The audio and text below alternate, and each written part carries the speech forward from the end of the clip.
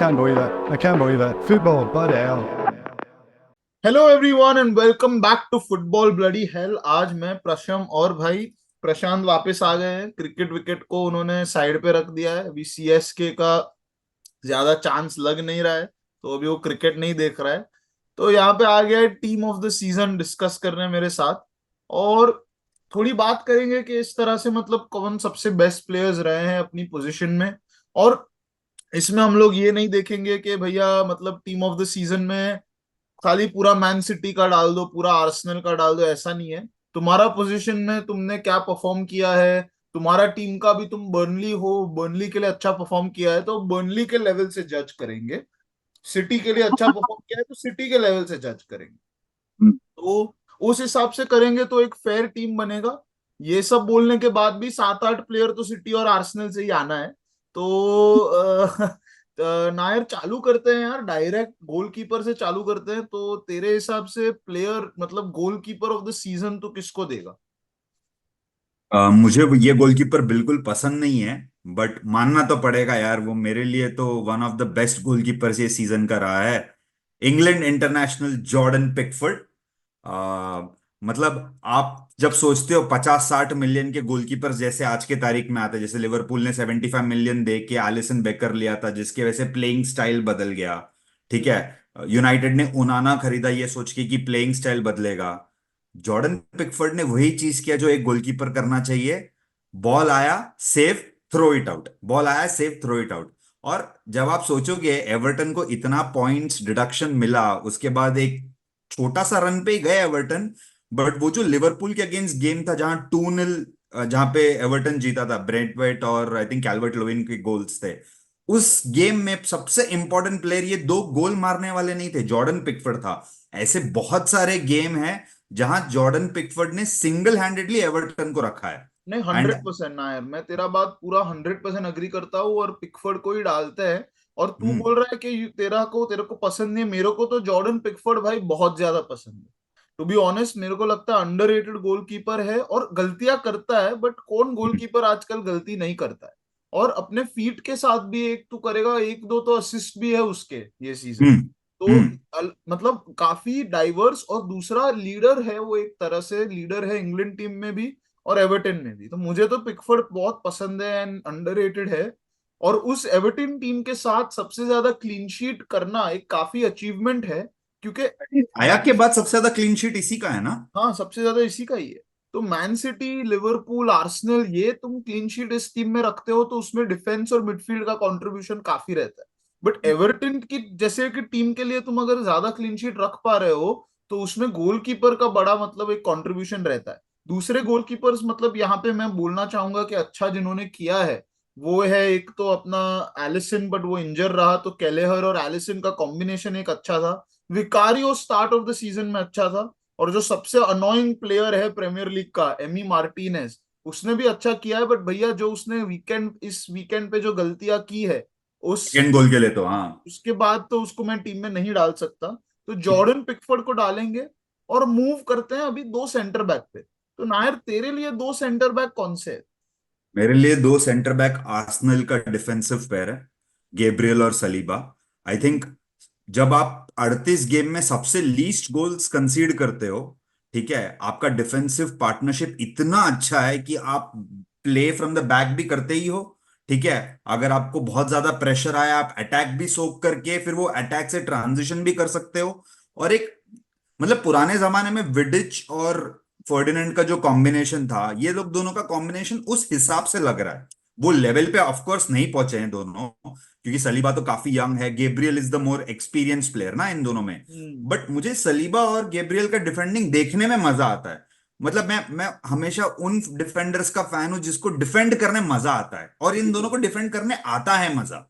नहीं, ये और चाहते दोनों हैं कि स्ट्राइकर आए हमारे पास और और हम उनको दोनों पुश करें। पार्टनरशिप में बड़ा बेहतरीन, अच्छा एकदम हाँ। सॉलिड खेलते हैं। जैसे तूने बोला ना अभी, एकदम फर्डिनेंड विडिच वाली वाइब आती है। क्योंकि कभी हम्म, कभी तू सलीबा को खेलते हुए देखेगा ना, तो हम्म, एक ऐसा ही लगता है कि फर्डिनेंड या वैन डाइक के लेवल का प्लेयर खेल रहा है। एकदम काम, हम्म। एकदम नॉनचेलांट डिफेंसिव रहता है, यार बहुत तू आराम। आर्सेनल का गेम देखा था ना, गर्नाचो मतलब बॉक्स में गया था, मुझे लगा ये शॉट है, और जस्ट व्हेन वो शूट करने वाला था सलीबा ने टैकल हाँ, डाला। वो डिफेंस मतलब को वो मैन इजी छूट गया इजी था उससे लगता ना। है, वो डिफेंड करता है ना तो इजी लगता है। और गैब्रियल थोड़ा ज्यादा वॉरियर टाइप प्लेयर है, हाँ, तो वो भी मेरे को गैब्रियल भी थोड़ा अंडररेटेड लगता है। सही बोलूंगा तो मुझे बहुत पसंद है गैब्रियल, लास्ट सीजन भी अच्छा लगा था। बट एक्चुअली मैं इस सीजन मेरे हिसाब से मैं जो दो डिफेंडर लेता वो सलीबा और वैन डाइक को लेता। आई नो वैन डाइक का पिछला 2-3 गेम इतना मतलब लिवरपूल का अच्छा नहीं गया है, बट जिस तरह से वो वैन डाइक ने क्वांसा और ब्रैड ब्रैड क्या नाम है, ब्रैड वो right, Conor Bradley. Conor Bradley, हाँ मैं ब्रैड जोन्स बोलने वाला था, वो तो साला क्रिकेटर है।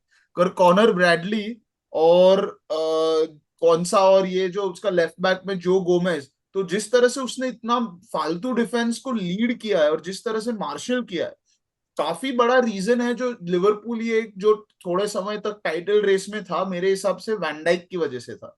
तो और वो आई थिंक सबसे आइकॉनिक मोमेंट ये सीजन का वो हालैंड और वैन डाइक का फोटो है 1-on-1 वाला, बहुत ही जबरदस्त। मतलब ही been very good very big, but मैं तेरे को ये दूंगा गैब्रियल और सलीबा के साथ जाते हैं क्योंकि दोनों कॉम्बिनेशन में बहुत सही है। और दूसरे डिफेंडर्स वैंडरवेन, मिकी वैंडरवेन अच्छा हुआ है। योखाइम एंडरसन जो है क्रिस्टल पैलेस का, उसने भी बहुत बढ़िया परफॉर्मेंसेस दिए हैं, काफी आगे मतलब उसका थिंकिंग और उसका प्ले भी बहुत ज्यादा बढ़िया बेहतरीन रहा है। रूबिन डियाज तो वॉल ही है उन लोगों का, तो वो तो खड़ा ही हो जाता है वहां पे। तो ये सारे सेंटर बैक्स को भी मैं मतलब मेंशन करना चाहूंगा।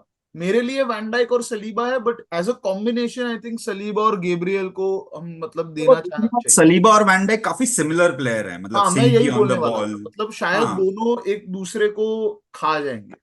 हाँ, एग्जैक्टली और मतलब दोनों सिमिलर डिफेंडर होंगे तो कहीं ना कहीं स्पेस भी मतलब बीट हो जाएगा उनसे। करेक्ट तो आई करेक्ट। थिंक गेब्रियल जैसा एक प्लेयर तुझे हमेशा टीम में चाहिए, मतलब जिसमें थोड़ा दिमाग कम है बट जान बहुत ज्यादा है। 100%।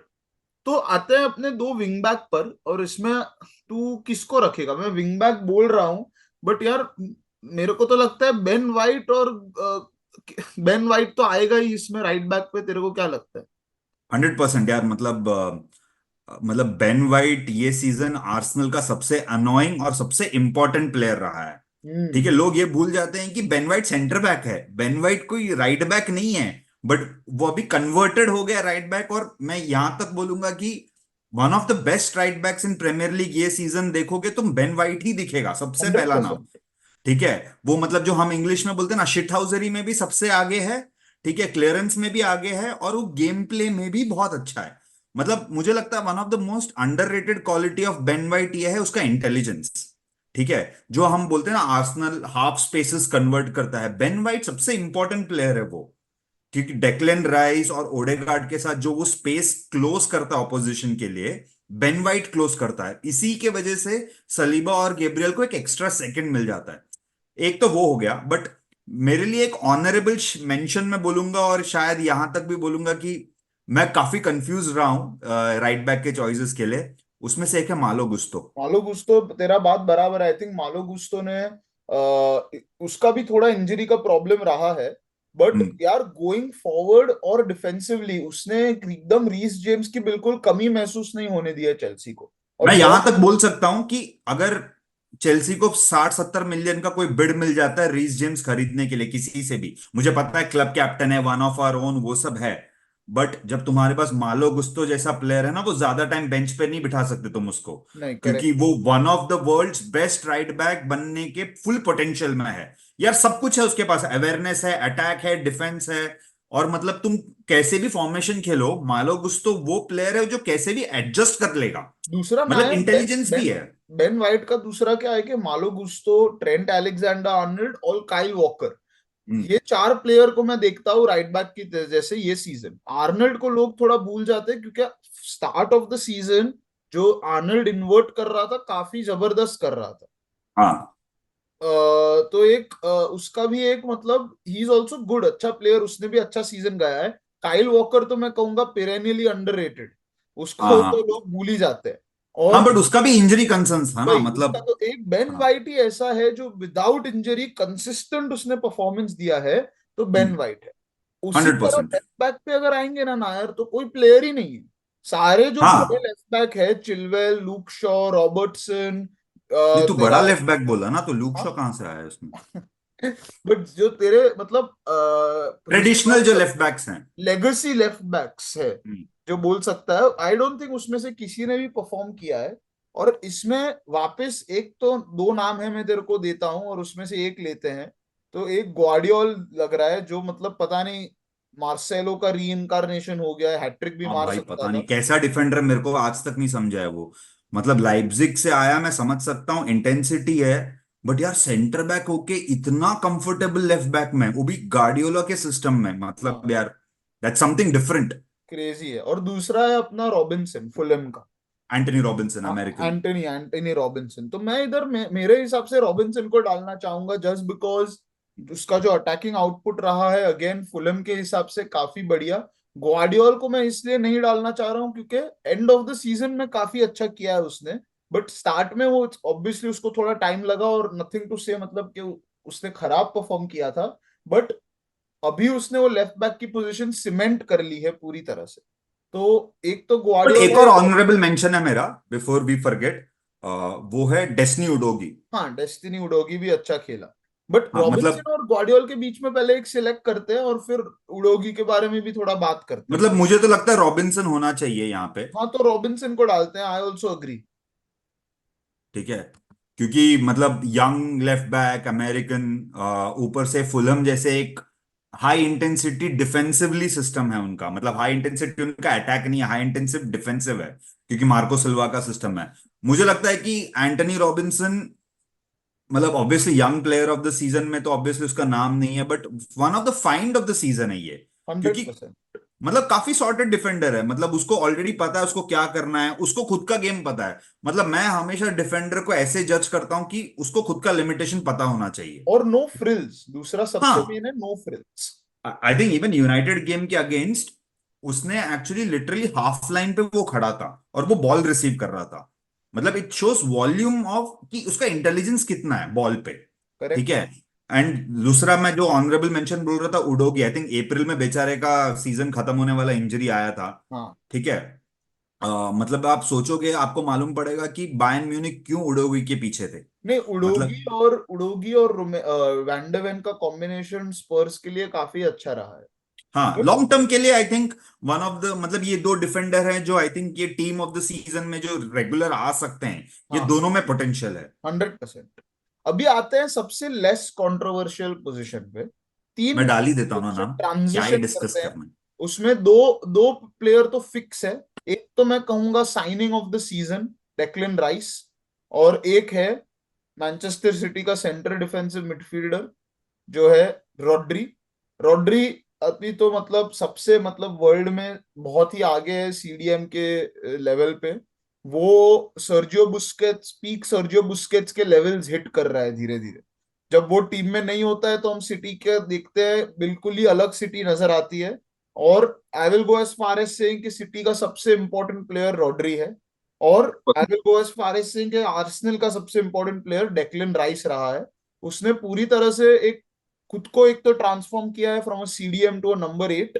और जिस तरह से वो लेफ्ट साइड पे वो मिडफील्ड में पासेस कर रहा है, गोल मार रहा है और बॉल रिकवरी भी कर रहा है, बहुत ही एक मतलब हाई लेवल का प्लेयर है। और उसका सीलिंग अभी भी आगे है, इससे भी आगे है इसका सीलिंग मेरे हिसाब से, तो बहुत ही क्वालिटी क्या है। आर्सेनल जो आज compete कर रही है ना प्रीमियर लीग में, डेक्लन राइस के स्किल के वजह से नहीं, उसके माइंडसेट की वजह से कर रही है। हाँ, फाइटर है वो, मतलब फाइटर। हाँ, और इनका सीजन, मेरे हिसाब से आर्सेनल का सीजन चालू हुआ था यूनाइटेड गेम के अगेंस्ट एमिरेट्स में, जब हाँ, वो वन वन राइस। हो रहा था। राइस का जो गोल था, ठीक है, मतलब तू कुछ भी बोल, डिफ्लेक्शन है, मैन ने छोड़ दिया, मतलब हम एनालिसिस पैरालिसिस बहुत कर सकते हैं इस पे, बट वो जो इंटेंसिटी था वो मिनट पे भी, कि नहीं the game is there for the taking, मतलब जाना है मुझे, वो हाँ, जो इंटेंसिटी था। और यही इंटेंसिटी इनका चैंपियंस लीग में ना मिस हो गया डेक्लन राइस से।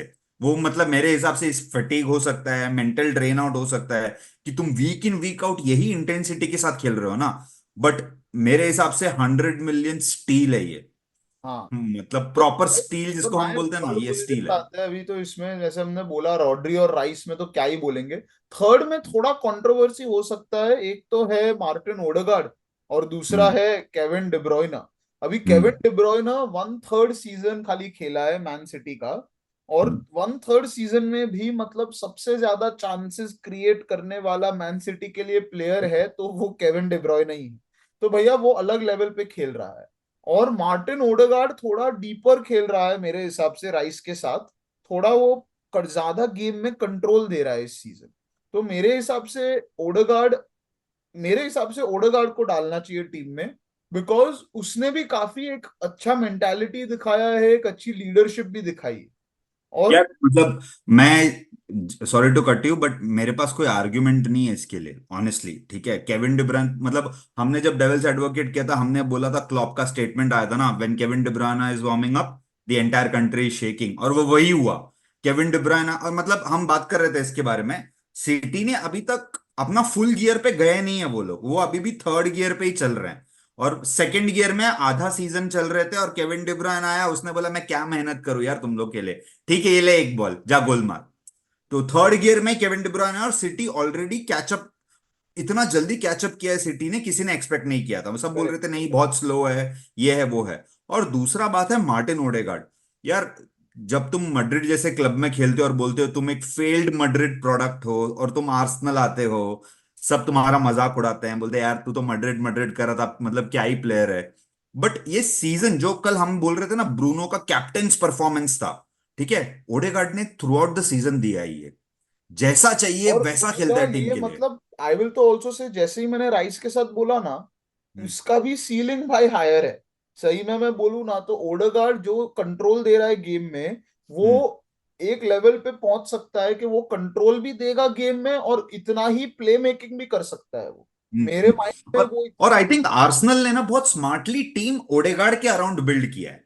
हाँ। मतलब उनको पता था कि ये मेरा मेन प्लेयर है, इसी के अराउंड बिल्ड करते हैं, एंड आज वो उसका बेनिफिट्स रीप कर रहे हैं। और एक नायर दूसरा मतलब दो अनकंट्रोवर्शियल प्लेयर पे आते हैं। एक तो मतलब भाई साइनिंग ऑफ द सीजन के कॉन्वर्जेशन में दूसरा नाम मतलब ब्लाइंडली लिख दो तो है अपना कोल्ड पार्मर। भैया सच में यार। जैसे ही वो मतलब चेल्सी में गया है, मतलब वो काय रूनी का एक मीम है ना, लॉस्ट 5-4 स्कोर्ड और 4। तो कोल पार्मर का पूरा ये सीजन यही रहा है ये साल। Lost 5-4 played all 4। थोड़ा तू ऊपर लेगा तो सबको बाकी का प्लेयर भी दिखेगा। तो तू, हाँ, कोल पार्मर को मैं पिक मतलब नो ब्रेनर है, कोई आर्ग्यू नहीं कर सकता इसमें, कुछ डिस्कशन का भी बात नहीं है। और लेफ्ट विंग पे पेप ग्वार्डियोला ने जिसके लिए केविन डी ब्रुयने को बेंच कर दिया, वो प्लेयर को आप अगर नहीं लोगे तो क्या बोल सकते हैं। फिल फोर्डन अगर यार मैड्रिड में होता तो आज बालन डोर के विनर के रेस में होता वो। मैं तेरे को एक मतलब मेरे हिसाब से हाईएस्ट अमाउंट ऑफ प्रेज जो मैं किसी प्लेयर को देख सकता हूँ वो ये है, दे सकता हूँ वो है उस फिल फोर्डन को, और उसके लिए मैं एक ही दूंगा कि I don't think we have seen his hundred best is percent yet to come. But नायर यही स्कैरी है ना। हाँ ओडेगार्ड के लिए हमने यही बोला, राइस के लिए हमने यही बोला, फोर्डन के लिए हमने यही बोला। यार मैं तो हर सीजन सोचता हूं कि फोर्डन यही करेगा, मतलब इसके ऊपर फोर्डन का एबिलिटी नहीं है, मतलब दिख गया ना उसका फुल पोटेंशियल खुल गया, वो आईफोन जैसे जेल ब्रेक नहीं करते क्या, मतलब खुल गया फोर्डन अभी। इसके बाद क्या करेगा, पिछले साल हम देखेंगे वो नंबर 10 खेल रहा था, फिर हमने बोला यार वो लेफ्ट विंग पे ज्यादा अच्छा है। फिर इस साल मतलब गार्डियोला ने किया तू नंबर 10 भी खेल, लेफ्ट विंग भी खेल, और तू स्ट्राइकर भी खेल जब मेरे पास स्ट्राइकर अवेलेबल नहीं है। और वो तीनों जगह इक्वल अमाउंट ऑफ इंटेंसिटी के साथ खेलता है, इक्वल परफॉर्मेंस दे रहा है। और मुझे ऐसा लग रहा है कि सीजन आफ्टर सीजन इसका फुटबॉलिंग आईक्यू तो बढ़ते ही जा रहा है, बट इसका गेम अवेयरनेस जो सिटी को उस टाइम पे चाहिए, जो हम इंग्लिश में नहीं बोलते क्या, क्लच प्लेयर, सिटी का क्लच प्लेयर फिल फोर्डन है, 100%, हालैंड नहीं है वो। 100% ये सीजन तो पक्का ये रहा। और ये तूने हालैंड की बात करी दी है तो हम्म, स्ट्राइकर पे आ जाते हैं। मेरे हम्म, हिसाब से जैसे तूने बोला मैन सिटी थर्ड गियर में ही है, मेरे हम्म, हिसाब से अर्लिंग हालैंड भी थर्ड गियर में ही रहा है पूरे हम्म। सीजन। एक तो उसने 100%। एक तो देखो उसने इंजर्ड था थोड़े टाइम के लिए। हम्म। और दूसरा क्लिनिकल नहीं रहा है। अगर आई थिंक अर्लिंग हालैंड ये सीजन भी 40 गोल मार सकता था, उसके पास इनफ चांसेस थे गोल मारने के लिए, बट इस सीजन इसने काफी गोल मिस कर दिए हैं। तुझे एक स्टैट बताता हूं, मिस पिछले किए। साल अर्लिंग हालैंड ने प्रीमियर लीग में 36 गोल मारे थे, हाँ। ठीक है, और 12 गोल चैंपियंस लीग में मारे थे, टोटल 48। हाँ। मैं सिर्फ गोल्स कर रहा हूं, असिस्ट नहीं गिन रहा, ठीक है, 48 था। मतलब तू ये पकड़ के चल 50 goals assist season on an average उसका हाँ। था लास्ट ईयर। इस सीजन उसने Champions League plus Premier League मिला के 36 मारा है। हाँ, तो और मतलब ये, ड्रॉप ऑफ है उसके लेवल से। हाँ मैं वही बोल रहा हूँ कि अर्लिंग हालैंड इतना बड़ा स्ट्राइकर है कि वो अपने बेस्ट परफॉर्मेंस करने के बाद कर किए बिना गोल्डन बूट जीत सकता है। वो इतना हाँ। बड़ा प्लेयर है। हम लोग ये बात करते हैं कि ये कौन से लेवल में है भैया, ये ऑल टाइम प्लेयर है, ये जेनरेशनल फुटबॉलर है अर्लिंग हम्म। हालैंड। हम्म। और इसके लिए मेरे हिसाब से टीम ऑफ द सीजन में मैं डालना चाहता हूँ हाईएस्ट गोल और असिस्ट कॉम्बिनेशन जिसका है ये सीजन प्रीमियर लीग में, ओली वॉटकिंस। 100%। उस एस्टन विला का एक प्लेयर तो इसमें होना ही चाहिए 100%। चैंपियंस लीग में पहुंची है टीम, कोई छोटी बात नहीं है। एस्टन विला एक जमाने में बड़ी टीम हुआ करती थी, and in a way you can say return to Europe. और उसका एक मतलब बहुत दो बड़ा तीन साल credit, पहले रेलीगेट होने वाले थे, एक गोल लाइन टेक्नोलॉजी ने बचाया है उनको। वही वही। और ओली वॉटकिंस को काफी क्रेडिट यहाँ देना पड़ेगा, बहुत ही स्मार्ट स्ट्राइकर है। अलग पोजीशंस में खेल सकता है, बॉल रिसीव कर सकता है, होल्ड अप कर सकता है, फास्ट है, क्लिनिकल है। और अगर तुम्हारा गोल्स प्लस असिस्ट हालैंड से ज्यादा है एक सीजन में, और तुम एस्टन विला के लिए खेल रहे हो, तो आई थिंक उससे बड़ा कोई क्रेडिट तुमको नहीं दे सकते हैं। और दूसरा बात है ना, मतलब मैं ओली वॉटकिंस के लिए खेलना चाहूंगा, ये ट्रेडिशनल इंग्लैंड स्ट्राइकर नहीं है जो मतलब बॉक्स के अंदर ही खड़ा रहेगा, तुम मुझे बॉल डालो मैं हेड करूंगा या लेफ्ट फुटर नीचे मार दूंगा, मतलब बॉटम नहीं, कॉर्नर में। वो post Harry Kane generation striker. मैं मैं ये हद तक बोलूंगा, मुझे ऐसा लगता है प्रीमियर लीग का one of the best strikers of all time में अगर मैं नाम डालूं तो मैं जेबी वार्डी का नाम डालूंगा, हाँ जो प्योर पेस है। हाँ। ठीक है, मतलब हमेशा डिफेंडर के एक स्टेप आगे रहेगा, और वो जिसको हम बोलते हैं ना कि मतलब नॉन लीग फुटबॉल खेल के ऊपर आया है यार। ऑली वॉटकिंस भी वही है ना, नॉन लीग फुटबॉल खेल खेल के ऊपर आया है। ब्रेंटफोर्ड में था, उसके नीचे रेलीगेशन लेवल्स टीम में था, फिर ब्रेंटफोर्ड से बिग मूव आया। ठीक है, मुझे ऐसा लगता है कि Ollie Watkins will not stay at Villa for long, मतलब ही नहीं, वो इज तो टू गुड फॉर विला। 100%, शायद ये सीजन चैंपियंस लीग खेलेगा और फिर वहां से आगे बढ़ जाएगा। बट हाँ ये मतलब, सीजन में उसने जो मतलब बिल्कुल हैरी केन टाइप परफॉर्मेंस दिया है उसने। अगर हाँ यार, अर्लिंग और हालैंड दूसरा बात है नहीं ना, होता। मेरे को ऐसा लगता है कि ऑली वॉटकिंस एक सिर्फ नंबर 9 नहीं है, एक मतलब जो लोग समझते हैं ना, जो स्ट्राइकर होता है बॉक्स में रहता है, एक सिर्फ एक नंबर 9 नहीं है। ऑली वॉटकिंस सब करता है वो टीम में। लेफ्ट विंग में तो ये यही टीम में ना, ऑली वॉटकिंस को लेफ्ट में भी डाल या राइट में भी डाल तो भी उसी के नंबर्स वही रहेंगे, क्योंकि वो फ्रंट थ्री में कहीं पे भी नहीं, खेल सकता बिकॉज है। हाईएस्ट असिस्ट उसके है ना। तो ओडेरगार्ड को हमने बात किया, पामर का बात किया, डेब्रोयना का बात किया, ब्रूनो हम्म। फर्नांडेज है। ये सबसे ज्यादा असिस्ट ऑली वॉटकिंस के, तो ये छोटी हम्म। बात तो नहीं है। नहीं। तो एक मतलब 100% मेरे हिसाब से वॉटकिंस का ही बनता है टीम में। और हालैंड नो डाउट यार जेनरेशनल फुटबॉलर है, बट उसको मैन सिटी के लिए खेल रहा है एक तो, और दूसरा दिस सीजन उसने 27 गोल्स मारे हैं। एंड इट्स क्रेजी टू से कि उसने 27 गोल्स मारे, कम मारे हैं क्योंकि उसके पास ज्यादा चांस रहे हैं। भैया बट लास्ट तेरे गेम में मतलब एक हैट्रिक और मार के सवाल ये है मुझे सीजन में प्रश्न तेरे 3 लिए। मार देगा, ये भी हाँ, पॉसिबल है। एक और सवाल है मेरा तेरे लिए। देख, ऑली वॉटकिंस और हालैंड हो गई, दो ही स्ट्राइकर हमने बात की है। इनके अलावा तुझे क्या लगता है और कौन सा स्ट्राइकर होना चाहिए था? मेरे हिसाब से एक स्ट्राइकर है, वो है अलेक्जेंडर इसाक। दो है नायर, एक है इसाक और एक है सोलांकी। दोनों ने बहुत ज्यादा अच्छा मैं सोलांके तो नहीं बोलूंगा, मुझे उतना पसंद नहीं सोलांके, मुझे ऐसा लगता है कि थोड़ा ओवररेटेड है ये, मतलब नहीं ठीक है बट स्ट्राइकर। यार 19 गोल मारना, ये इरायोला की सिस्टम में सबने बोला था कि इतना सोलांकी वो सिस्टम में नहीं बैठेगा। तो हम्म। उसने का एक मतलब प्लेस बनाया वो सिस्टम में, और 19 गोल मारना, तो ये सीजन ओवरऑल स्ट्राइकर की बात करें तो ठीक है, बट ये सीजन अलेक्जेंडर इसाक ने भी बहुत बढ़िया खेला है, वो भी हाँ, है। और डोमिनिक सोलांकी मेरे हिसाब से बॉर्नमथ के लेवल के लिए तो काफी अच्छा खेला है। 100%। मतलब मेरा ये मानना है कि अगर मैं वॉटकिंस नहीं डालता और हालैंड नहीं डालता तो मैं यही सिस्टम में इसाक डालता। हाँ, इसाक क्योंकि डाल सकते हैं। क्योंकि मतलब जो मैं देखता हूं, मेरे टीम में एक स्ट्राइकर होना चाहिए, टॉल, लैंकी, फास्ट, जो डिफेंडर के बीच में भाग सकता है। जैसे कल भी हमने न्यूकासल गेम में देखा था करेक्ट। कि वो डिफेंडर के बीच में रन रख, मतलब हमेशा डिफेंडर के बीच में रन करना चाहता है। और ये एक स्ट्राइकर का बहुत बड़ा क्वालिटी होता है, ये तुम सिखा नहीं सकते किसी को, डिफेंडर के बीच में भागना। यार तूने अभी सिस्टम बोला, तो अभी सिस्टम की बात करते हैं। तो भाई हम्म। अपना मैनेजर ऑफ ये टीम का मैनेजर, तो तू बता तेरे हिसाब से कौन है। मेरे हिसाब से एक ही मैनेजर आएगा इसमें, वो है मिकेल आर्टेटा।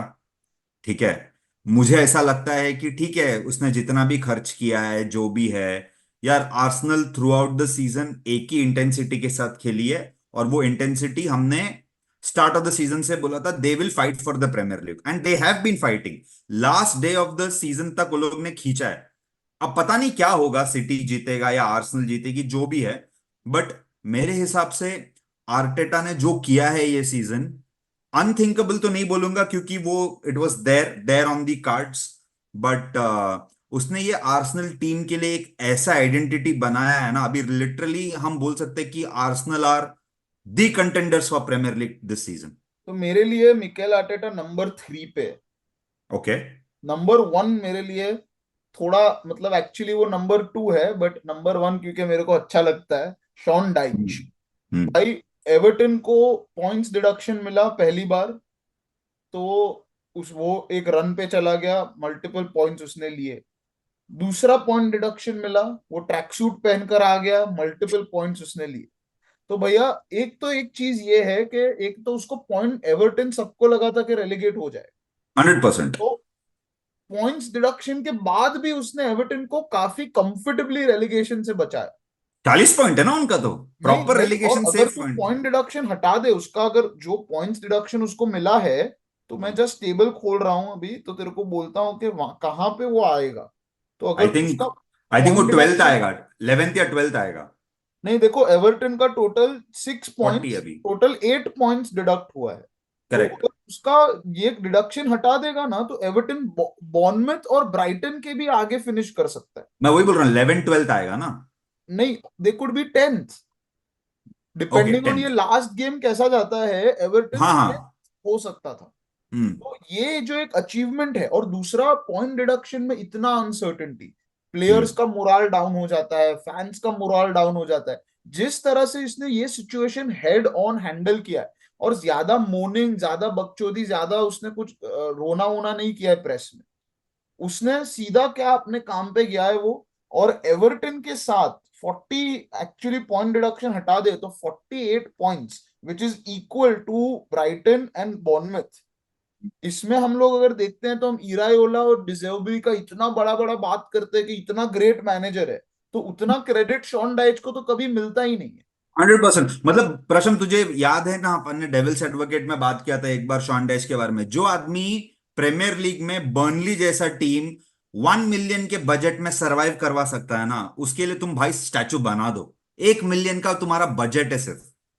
तो यार 100%, तो मतलब मेरे लिए मैं, शॉन डाइच नंबर मतलब 1 है, हम्म। दूसरा उनाई एमरी नंबर 2 है, for the same hmm. Reason जो हमने बात की। एस्टन हम्म। विला का जो फुटबॉल है, जो जिस तरह से वो लोग खेले हैं, जिस तरह से उन्होंने एक एंटरटेन, डिजर्विंग टॉप 4 जिसको हम बोलते हैं। हाँ डिजर्विंग, बिल्कुल ऐसा नहीं है कि लकीली टॉप 4 में है, पूरा डिजर्व किया है, और बड़ी टीम्स के सामने टो टू टो गए हैं।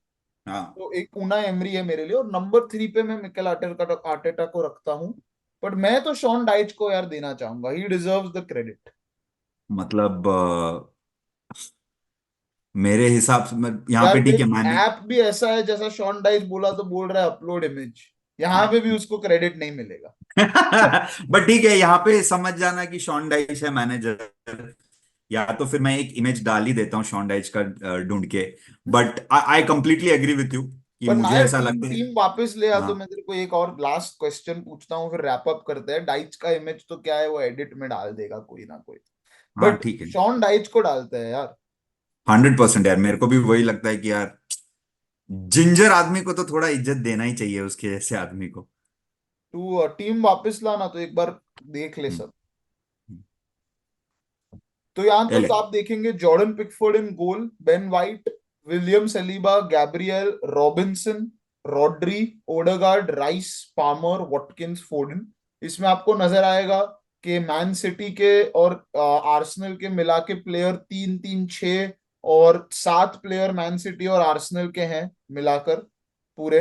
पिकफोर्ड, रॉबिन्सन, पार्मर और वॉटकिंस यही नहीं है। इसमें भी हालैंड अगर आप स्ट्राइकर डालोगे तो कोई ना नहीं बोल सकता आपको, और साका भी शायद राइट पे डालो तो कोई ना नहीं बोल सकता शायद। तो आपको दिखता है कि उनका सीजन कितना अच्छा रहा है। दूसरा आप तो देखेंगे, फिर आप केविन डिब्राइना डालना चाहते हो ओडेगार्ड की जगह? मैं तो पक्का बोलूंगा, बाकी कोई बोले ना बोले, बट हाँ, मतलब आप कैसे भी चेंज कर सकते हो इसे। हाँ, और दूसरा, इंग्लैंड के काफी प्लेयर्स है, तो यूरोज में देखते हैं क्या होगा। इसमें आप बेलिंगम, हैरी केन, ये सारे प्लेयर्स को जोड़ दो तो काफी एक जबरदस्त टीम बनता है वो। Bottle jobs.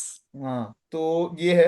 अब ना यार, फाइनल क्वेश्चन रैप अप करेंगे और इसका बहुत ज्यादा डिटेल में नहीं जाएंगे।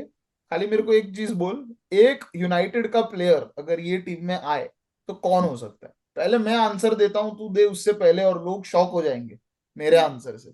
मेरे हिसाब से एक ही प्लेयर है जो आ सकता है, वो आंद्रे ओनाना है।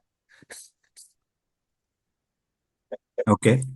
क्यों मैं बोलता हूँ? क्योंकि वो सारे हमने एक्सजी वाले स्टैट्स देखे हैं कि मोस्ट एक्सजी सेव्ड आंद्रे ओनाना का है, और सबसे ज्यादा शॉट सेव भी उसके ही है।